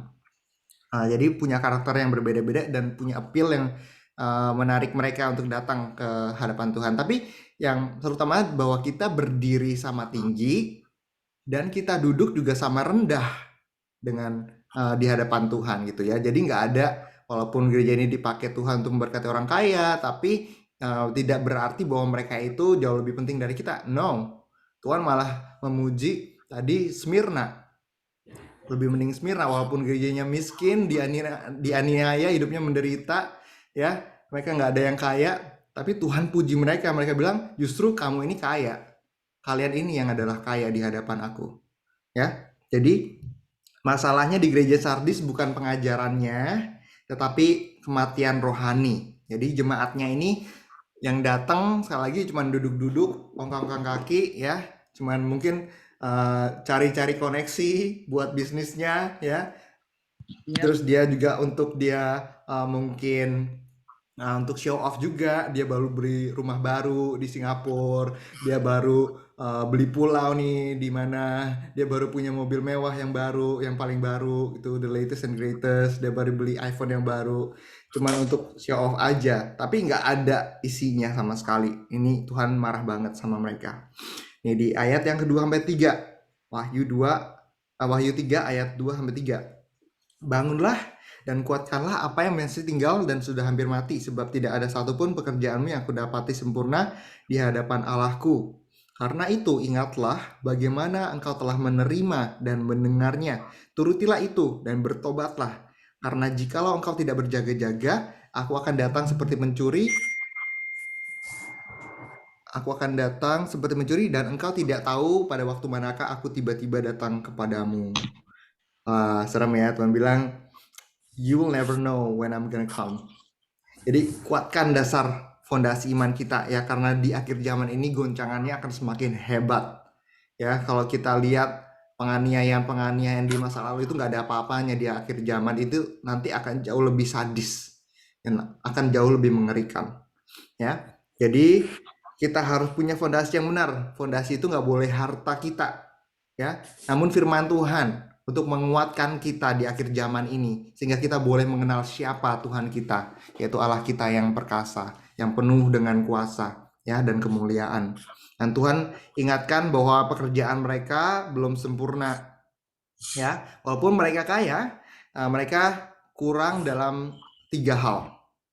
Hal yang pertama adalah mereka kurang dalam bertumbuh dalam iman, ya. Mungkin karena mereka udah merasa nyaman, udah punya ini itu, udahlah mau cari apa lagi, ngapain sih ke gereja, saya udah diberkati Tuhan kok gitu. Jadi merasa nggak perlu lagi, jadi mereka nggak melatih iman mereka gitu, karena mereka hidupnya sudah terlalu nyaman. Yang kedua, mereka kurang dari segi penginjilan, ya. Karena mereka punya banyak duit, jadi gampang aja membeli atau mengundang pendeta-pendeta, ya. Tapi itu untuk kepentingan mereka sendiri gitu, bukan untuk mereka share kepada orang lain, ya. Dan yang terakhir, mereka kurang dalam compassionate. Jadi mereka nggak peduli sama orang-orang yang menderita, orang-orang yang miskin, ya. Mereka egois, mementingkan diri sendiri. Ini adalah 3 hal yang mereka ditegur gitu sama Tuhan. Nah, karena itu ingatlah bagaimana engkau telah menerima dan mendengarnya. Turutilah itu dan bertobatlah. Karena jikalau engkau tidak berjaga-jaga, aku akan datang seperti pencuri. Dan engkau tidak tahu pada waktu manakah aku tiba-tiba datang kepadamu. Tetapi di Sardis ada beberapa orang yang tidak mencemarkan pakaiannya.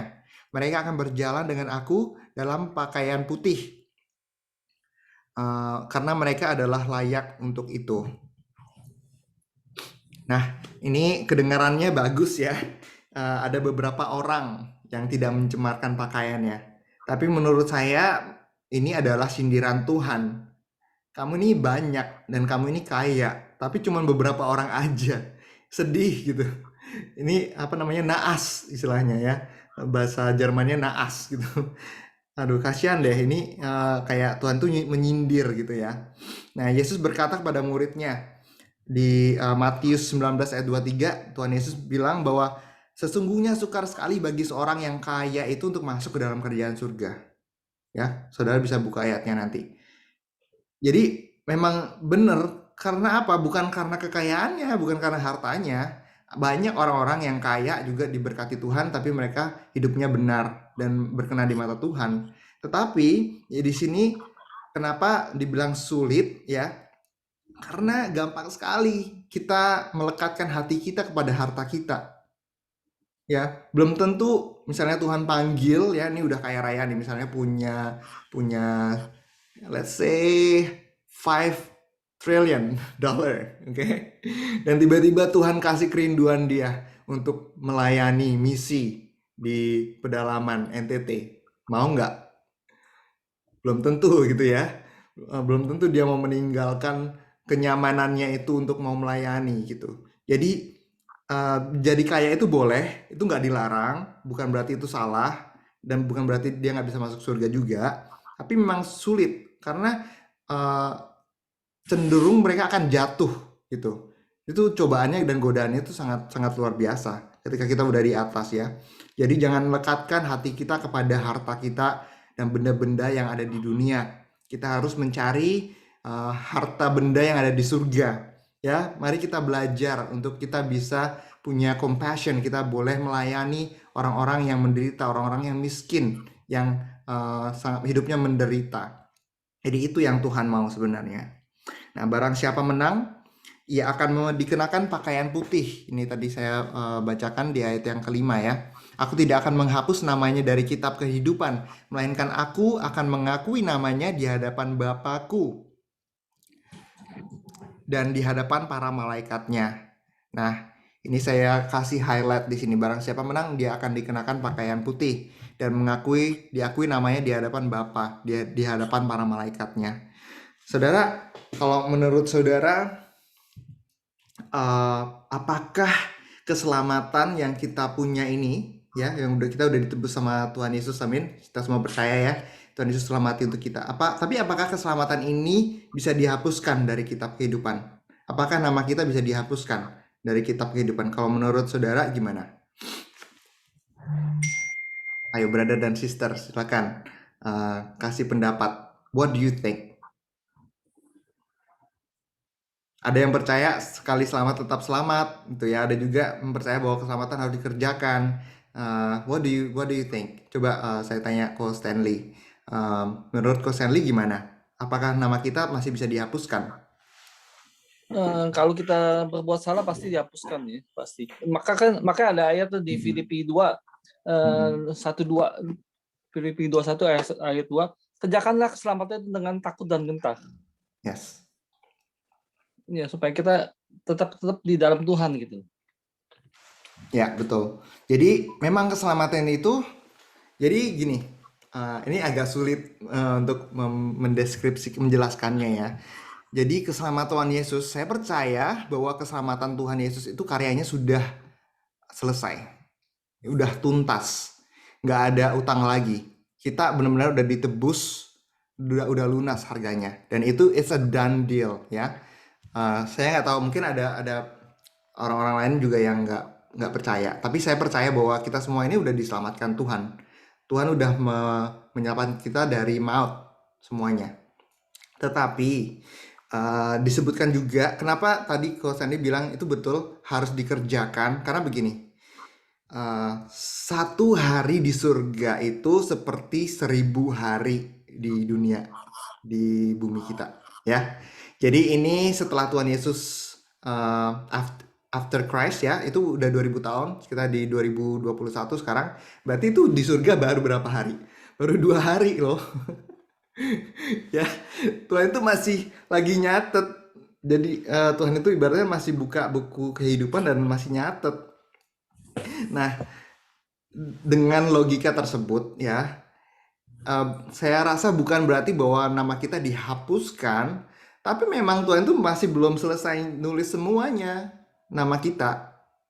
Jadi jangan sampai di usia kita yang sangat singkat ini, 100 tahun misalnya kita hidup paling lama, misalnya ya.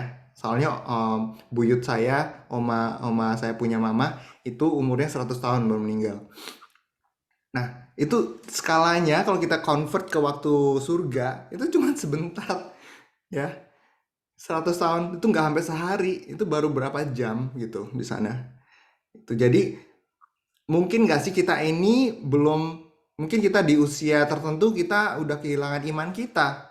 Kita udah nggak usah ke gereja-gereja lagi deh, udah nggak usah Tuhan-Tuhanan lagi deh. Saya udah muak, pokoknya orang Kristen itu pada nggak jadi berkat, pada jahat semua. Udah saya nggak mau ke gereja lagi, udah saya nggak mau ikut Tuhan Yesus lagi, gitu. Di usia 60 misalnya. Nah, itu Tuhan masih belum selesai nulis di sana, di surga, di buku kehidupan. Tapi kita udah merenounce iman kita udah membatalkan, mengcancel iman kita. Ya udah, akhirnya malaikat bilang sama Tuhan, Tuhan nggak jadi deh, ini orangnya udah nggak percaya lagi sama Tuhan. Dia bilang, buat apa Tuhan-Tuhanan lagi? Dia udah nggak percaya, dan dia memutuskan untuk jadi ateis misalnya. Maka akhirnya dengan sangat sedih Tuhan Yesus nggak jadi tulis namanya di buku kehidupan. Ya, jadi seperti itu. Jadi bukannya dihapuskan, tapi memang belum waktunya gitu. Jadi kita jangan buru-buru merenounce. Ya, kita sampai mati pun kita harus mempertahankan, kita harus mengerjakan keselamatan kita itu, supaya nama kita tetap ada pada saat akhirnya kita hidup dan kita pulang ke rumah Bapa. Jadi seperti itu menurut saya dan apa yang saya percayai. Jadi orang-orang yang benar ya harusnya tidak egois ya, tidak mementingkan diri sendiri dan kekayaannya atau melihat hartanya, tetapi harus melihat buahnya. Ya, mari kita totalitas ikut Tuhan. Kita benar-benar berserah penuh ikut Tuhan, percaya penuh. Jadi jangan curiga sama Tuhan. Aduh Tuhan, kenapa sih dari dulu sampai sekarang begini-begini aja? Kenapa saya belum punya rumah? Kenapa saya belum punya mobil? kenapa saya masih single, ini kayak saya. Eh, kenapa begini, kenapa begitu? Nggak usah curiga, karena Tuhan bilang, I got your back, ya. Tuhan Tuhan yang pegang kontrol untuk kehidupan kita, dan kita juga nggak boleh menghakimi sesama kita, karena timeline kita berbeda satu sama lain, seperti itu. Oke, moving on. Ayo Pak Supir, kita udah selesai nih di sini belanjanya. Ayo kita sama-sama jalan ke kota berikutnya, yaitu kota Philadelphia. Nah, ayo siapa yang mau bacakan kitab dari kitab pasal yang ketiga ayat 7. Oke, saya bacakan. Kepada jemaat di Philadelphia. Dan tuliskanlah kepada malaikat jemaat di Philadelphia. Inilah firman dari yang kudus, yang benar, yang memegang kunci Daud. Apabila ia membuka, tidak ada yang dapat menutup. Apabila ia menutup, tidak ada yang dapat membuka. Amin. Ya, ini berbicara tentang kota Philadelphia, gereja Philadelphia. Ya, jemaat di Philadelphia ini didirikan oleh orang-orang Pergamus sebenarnya. Jadi tadi kita pelajari bahwa orang-orang Pergamus ini adalah orang-orang yang pinter ya. Nah, mereka ini intelek semua. Jadi kalau saudara lihat di dalam sejarah ini, Pergamus itu mendirikan kota Philadelphia ini. Bangunan-bangunannya juga mirip. Dan infrastrukturnya juga mirip dengan dengan Pergamus. Nah, Pergamus ini hancur lebur lewat gempa bumi ya, dihancurkan lewat gempa waktu itu. Nah, ini berbicara bahwa segala sesuatu yang dibangun di atas kepintaran, kecerdasan manusia itu suatu saat akan musnah. Ya, mau sekuat apapun, setinggi apapun, itu akan musnah one day.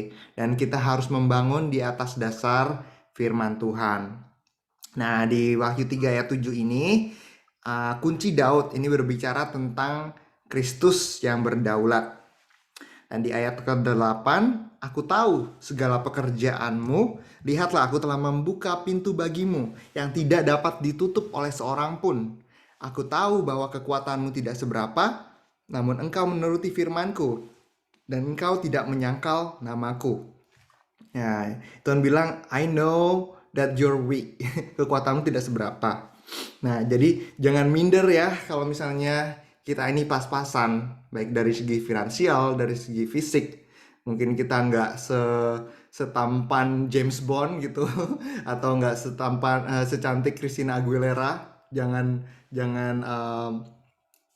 minder ya. Kalau misalnya kita masih belum punya rumah, Tuhan masih belum kasih sesuatu yang kita inginkan, jangan kecewa atau jangan minder. Karena kalau Tuhan berkati, itu nggak ada yang bisa mencegah dia. Kalau besok tiba-tiba Alvina dapat jackpot misalnya, amin. Dapat $1 million out of nowhere, tiba-tiba ada yang memberkati ke Alvina dan dia bisa beli rumah di mana-mana. Wah, ya itu nggak ada yang bisa. Bukan cuma rumah, kalian semua gue berangkatin ke Turki bulan Oktober. Amin. Waktu 2-12 semuanya ngikut nih ke Turki. Amin. Gitu ya, kalau diberkati Tuhan, Tuhan harus jadi berkat juga gitu ya, jangan dipakai sendiri. Ini yang Tuhan suka gitu. Wah, ini orang egois nih, nggak mau bagi-bagi, makanya Tuhan nggak kasih. But again, kembali, jadi kita harus tetap percaya sama Tuhan ya, karena timeline kita berbeda-beda, waktu kita berbeda-beda. Kapan Tuhan mau berkati kita itu terserah Tuhan ya. Tuhan masih mau membangun iman kita lebih lagi, karena Tuhan one day akan pakai kita besar-besaran. Kita akan menjadi seseorang yang diurapi, dan kita sebagai orang diurapi ya, semakin banyak aniaya dan semakin banyak kita diproses, berarti siap-siap kita akan dipakai Tuhan luar biasa. Karena Tuhan gak mau orang yang bekerja untuk dia itu gampangan imannya. Karena one day kalau misalnya nanti ditiup angin, imannya bakal runtuh gitu ya. One day kalau misalnya ada hujan, itu imannya akan hanyut gitu. Tuhan gak mau kita menjadi orang yang gampangan. Pengikut-pengikut Kristus harus menjadi pengikut-pengikut Tuhan yang luar biasa, yang kuat ya, secara iman, secara spiritual. Maka mari kita dekati Allah dengan gentar dan takut. Kita bangun hubungan kita dengan Tuhan yang mesra ya. Asa sih kalau misalnya kita mesra sama Tuhan, Tuhan nggak kasih gitu.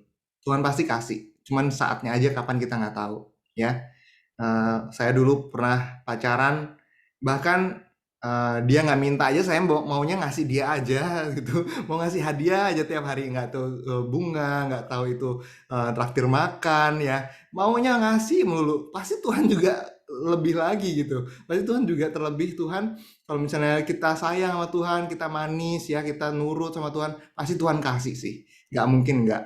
Itu janji Tuhan juga gitu. Dan Amin. amin. Saya nggak berbicara ini out of nowhere karena memang saya mengalami sendiri gitu. Ketika saya ikut apa kata Tuhan, ketika saya pasrah sama Tuhan dan saya obey apa yang Tuhan mau, walaupun itu sakit, walaupun itu nggak enak ya, tapi Tuhan setia, Tuhan kasih akhirnya. Dan ini jadi berkat buat saya. Nah, di ayat yang ke-9, Sister Didin minta tolong. Wahyu 3 ayat 9. Ayat 9. Yes. Alkitab saya kecil sekali. Bisa dilihat di layar ini, Oke. saya tunjukin. Lihatlah beberapa orang dari jemaah iblis, yaitu mereka yang menyebut dirinya orang Yahudi, tetapi yang sebenarnya tidak demikian, melainkan berdusta. Akan kuserahkan kepadanya. Sesungguhnya aku akan menyuruh mereka datang dan tersungkur di depan kakinya dan mengaku bahwa aku mengasihi engkau. Yes. Wah, saya suka sekali membaca ayat 9 ini, bahwa Tuhan itu akan membela kita ketika kita dianiaya, ketika kita difitnah ya. Tuhan akan membela kita, bahwa Tuhan akan membawa mereka datang dan tersungkur di hadapan kaki kita dan mengaku bahwa Tuhan Yesus mengasihi kita dan memberkati kita. Nah, saudara, gereja Philadelphia ini ya, mereka dipuji Tuhan bukan karena keindahan gedungnya ya, bukan karena jumlah jemaatnya, tetapi karena hati mereka. Tuhan lihat hati mereka ya. Walaupun mereka nggak seberapa, mereka bukan orang-orang kaya, nggak sekaya gereja-gereja yang lain, tetapi Dan gereja kecil. Tuhan lihat hatinya.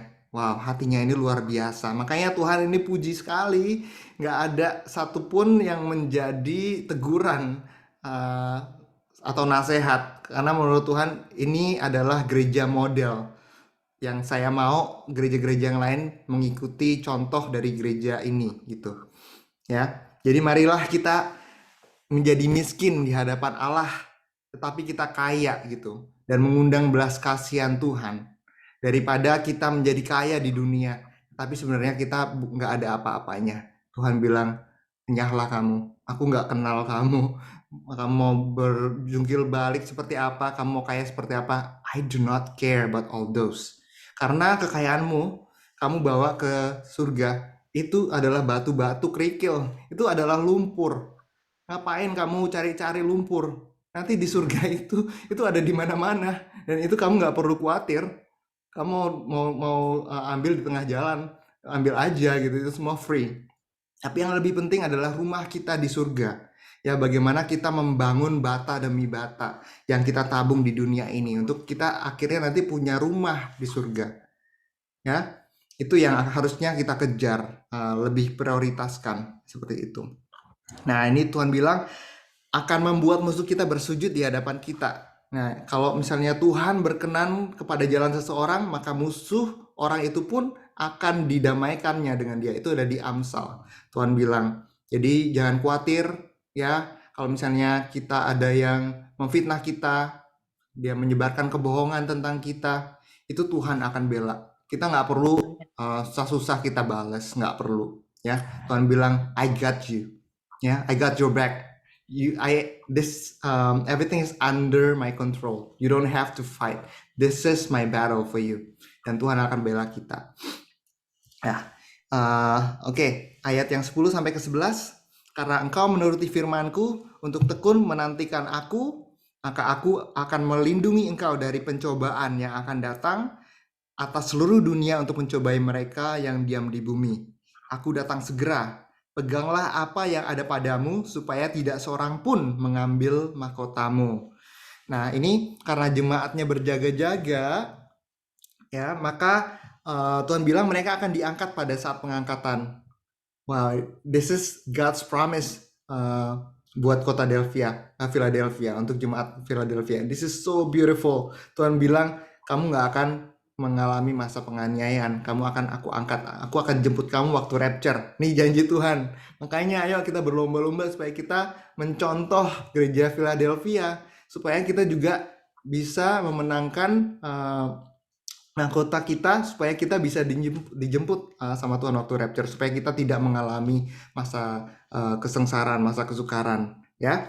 Nah, ini barang siapa menang, ia akan kujadikan Soko Guru, yang tadi saya bilang model gitu ya, jadi gereja model di dalam bait suci Allahku, dan dia tidak akan keluar lagi dari situ. Dan padanya akan kutuliskan nama Allahku, nama kota Allahku, yaitu the New Jerusalem, Yerusalem baru, yang turun dari surga, dan Allahku dan namaku yang baru. Siapa bertelinga, hendaklah ia mendengarkan apa yang dikatakan Roh kepada jemaat-jemaat. Nah, ini Tuhan kasih preview nih tentang surga ya. Jadi mereka bisa menjadi gereja model sebagai pilar kebanggaan Allah. Jadi gereja-gereja lain ini harusnya mencontoh gereja Philadelphia. Jadi kalau besok terjadi pengangkatan, kita semua yang ada di sini, puji Tuhan akan diangkat juga. Amin. Pastinya kalau misalnya ada yang nggak diangkat, jangan telepon saya ya. Jangan telepon saya, karena saya beriman bahwa saya diangkat. Kalau saudara telepon saya masih ada di sini, aduh, knock on wood, jangan sampai ya. Saya beriman bahwa saya juga akan diangkat Tuhan. Oke. Alright, our last destination. Oke, sebelum kita balik lagi ke Amerika, kita mau ke kota Laodikia. Ini kota terakhir nih. Ya, kota Laodikia ini kotanya lebih kaya lagi daripada kota Sardis. Ini benar-benar luar biasa. Mereka kayanya ini karena industri banking, finance. Jadi mungkin sekarang ini kayak di mana ya, Swiss misalnya, Switzerland. Mereka kan banyak tuh kayak private banking gitu ya, gereja-gereja, bank-bank yang mungkin isinya itu presiden atau duta-duta besar yang mau nyimpen kekayaannya gitu ya. Ini ada di Swiss. Nah, ini seperti itu. Jadi mereka ini kayaknya karena pusat finansial. Nah, tapi ada satu hal yang mereka kurang, yaitu secara geografis ya. Sayangnya mereka ini jauh dari mata air, jadi mereka harus membangun semacam aqueduct untuk mengalirkan air dari luar kota ke mereka. Mungkin kayak di Singapura, air fresh water itu sangat-sangat susah. Jadi dia harus impor dari Malaysia, impor dari Indonesia gitu ya, airnya. Tapi sebenarnya mereka ini kota yang kaya gitu. Saya imagine-nya ini adalah seperti Singapura. Dan tuliskanlah kepada malaikat jemaat di Laodikia, inilah firman Tuhan dari Amin, saksi yang setia dan benar, permulaan dari ciptaan Allah. Aku tahu segala pekerjaanmu, kau tidak dingin dan tidak panas. Alangkah baiknya jika engkau dingin atau panas. Jadi karena engkau suam-suam kuku, aku tidak dingin atau panas, aku akan memuntahkan engkau dari mulutku. Wow, ini sama ya. Jadi mereka ini juga suam-suam kuku gitu, karena mereka udah ya istilahnya udah mapan, buat cari apa lagi, mereka udah diberkati. Makanya kita mesti punya prioritas yang benar, bukan berarti bahwa kita kaya dan harta itu menjadi our last atau final destination, karena destinasi kita yang sebenarnya bukan itu. Destinasi sebenarnya kita adalah untuk kita pulang ke rumah Bapa bersama Bapa di surga gitu ya. Jadi jangan sampai seperti mereka di Laodikia. Jemaat di Laodikia ini udah nggak harus memperjuangkan apa-apa lagi, sehingga ibadah itu jadi rutinitas, dan dari jemaatnya pun mereka semua jadinya dingin ya. Di ayat 17-18 ini kita udah mau selesai sebentar lagi. Minta tolong Ko Stanley bacakan ya 17-18. Firman Tuhan di Wahyu 3:17. Karena engkau berkata, aku kaya dan aku telah memperkayakan diriku, dan aku tidak kekurangan apa-apa. Dan karena engkau tidak tahu bahwa engkau melarat, dan malang, miskin, buta, dan telanjang. Maka aku menasihatkan engkau supaya engkau membeli daripadaku emas yang telah dimurnikan dalam api, agar engkau menjadi kaya, dan juga pakaian putih, supaya engkau memakainya, agar jangan kelihatan ketelanjanganmu yang memalukan, dan lagi minyak untuk melumasi matamu, supaya engkau dapat melihat. Yes, amin. Ini kita lihat di sini bahwa jemaat ini mereka ini pasif ya, jadi sangat cepat merasa puas dan tidak ada yang meresponi firman Tuhan, tidak menjadi garam. Makanya Tuhan bilang suam-suam kuku, udah nggak jadi berkat lagi gitu. Nah, walaupun mereka sangat makmur ya, tapi semuanya rutinitas buat mereka. Jadi jangan kita merasa puas ya kalau misalnya kita sudah nyaman sekarang, hidupnya penuh berkat. Kita mesti temukan lagi hal-hal yang bisa kita perjuangkan karena destinasi terakhir kita bukan di dunia ini. Mari kita kejar perkara-perkara di atas, yaitu perkara-perkara kekekalan ya. Nah, seluruh harta di dunia ini kita kumpulin juga itu nggak sebanding dengan kemuliaan Allah di surga. Jadi makanya kita mesti punya objektif yang benar, yaitu untuk meraih kemenangan dan kemuliaan Allah di surga. Lalu di ayat 19-20, barang siapa kukasihi, ia kutegur dan kuhajar ya. Sebab itu relakanlah hatimu dan bertobatlah. Lihat, aku berdiri di muka pintu dan mengetuk. Jikalau ada orang yang mendengar suaraku dan membukakan pintu, aku akan masuk mendapatkannya dan aku makan bersama-sama dengan dia dan dia bersama-sama dengan aku. Nah, ini sebenarnya tidak cuma ditujukan kepada orang-orang berdosa aja, tapi ini juga berbicara tentang gereja gitu. Ini Tuhan sekarang sedang mengetuk pintu kita, ya. Apakah kita cukup peka untuk mau membukakan pintu dan mengundang Tuhan Yesus masuk ke dalam rumah kita?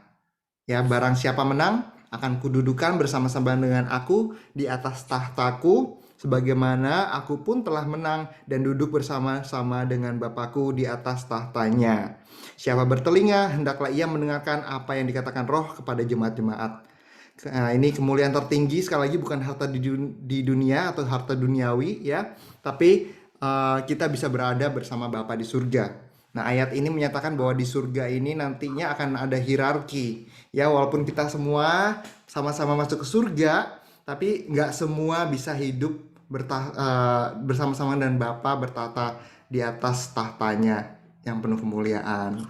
Nah, oke. Terima kasih buat saudara semua yang sudah berpartisipasi membaca tentang ketujuh gereja. Semoga saudara mengerti ya, memahami bahwa kita bisa mereferensikan gereja-gereja yang ada di masa lalu ini dengan gereja-gereja yang ada di masa sekarang atau di akhir zaman. Jadi saudara tahu apa ekspektasi Tuhan. Nah, gereja-gereja ini sekali lagi bukannya mereka salah.